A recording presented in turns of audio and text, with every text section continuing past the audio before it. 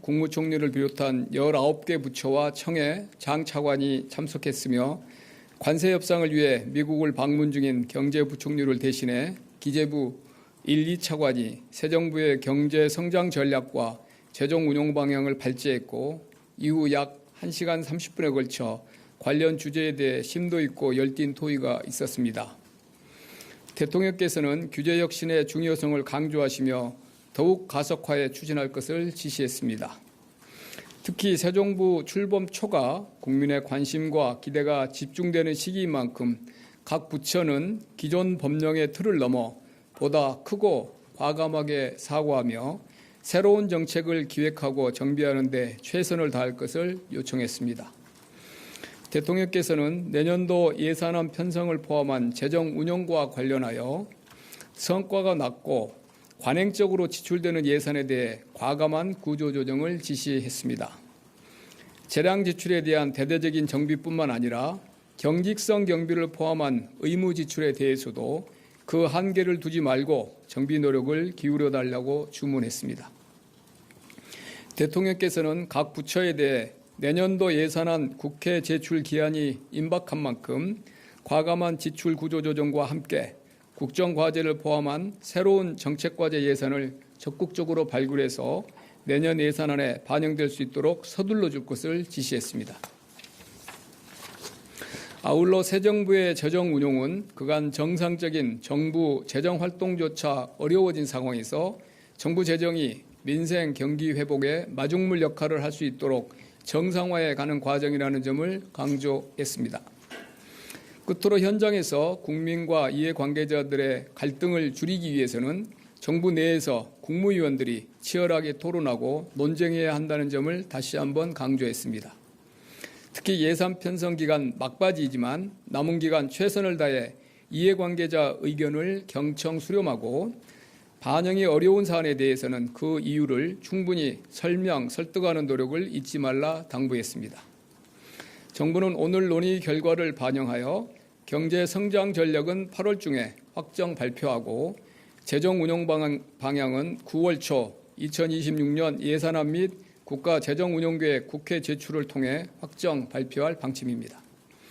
참고로 어제 발표된 IMF 전망에 따르면 국내 정치 및 글로벌 통상 불확실성 등에 따른 실적 부진으로 금년 우리 경제 성장 전망치를 0.2%포인트 하향 조정했지만 내년 성장률은 1.4%에서 1.8%로 0.4%포인트 상향 조정해 금년 하반기부터 경기 회복세가 이어질 것으로 보고 있습니다.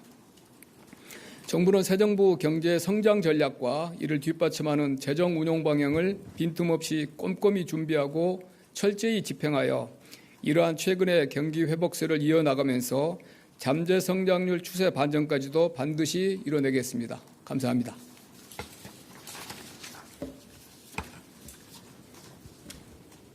질문 있으시면 질문해 주십시오. 예, 하십시오. 예, 저는 한국일보 이성택입니다. 그 첫 번째로는 대통령님 모두 발언에서 보면은 그 경제 형벌 합리화 TF 말씀하시는 데서 이제 그 1년 내 30% 정비라는 걸 예로 드셨는데 이게 좀 구체적으로 와닿지가 않아서 뭐 그 조항 개수를 뭐 줄인다는 건지 아니면은 그 형사 피고인 수를 줄인다는 건지 그게 하나 궁금하고요. 또 하나 이제 그 예산 구조조정이랑 지출 구조조정이랑 규제 혁신 말씀해 주셨는데 역대 뭐 거의 모든 정부가 그 얘기를 매번 해왔던 것 같은데 대통령께서 좀 예시로 들면서 이거는 꼭 해라라고 한 그 세부적인 그 방향성 내지는 뭐 비전이 있는지 좀 궁금합니다. 예, 그 경제 형벌 TF는 경제법이 있죠. 법이 그 뭐 산업부에도 있고 모든 이제 국토부, 금융위, 공정위 이런 이제 그 중소벤처부도 있고 경제 활동을 규율하는 법을 가진 모든 부처에 아마도 수백 개가 있겠죠, 법이. 근데 법에 보면은 위반 시 처벌 조항이 있습니다. 위반 시 처벌 조항이 어제 대통령께서 산업재해와 관련하여 뭐 인허가 이런 말씀도 하셨지만 인허가 취소도 있고 그런데 이제 거기에 보면은 위반 행위에 대해서 형벌이 많이 있습니다. 형사 처벌. 그리고 이제 거기에 인허가 같은 것도 있지만 문책 경고도 있고 예를 들면은 과징금도 있고 과태료도 있고 그러는데 그 어떤 위반에 대해서 별 그 뭐 경중 없이 그냥 형사처벌이 다 규정돼 있는 법들이 많아요.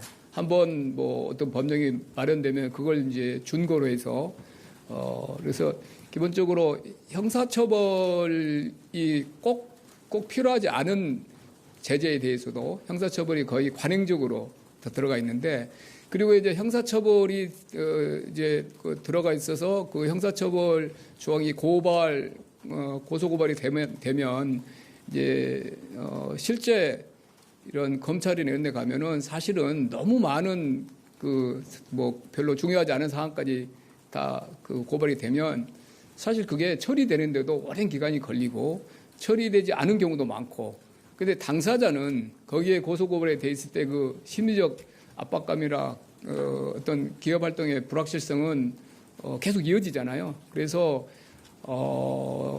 제 자신도 이제 금융에서 오래 일했기 때문에 거기에 대한 문제의식도 가지고 있었고 그래서 이제 30%라는 것이 뭐 기계적으로 그걸 떠나서 그런 정도로 각 부처가 그걸 제일 잘 알잖아요. 그 담당하는 부처가 뭐 위반에 대한 그 경중을 제일 잘 아니까 부처가 판단을 네. 해서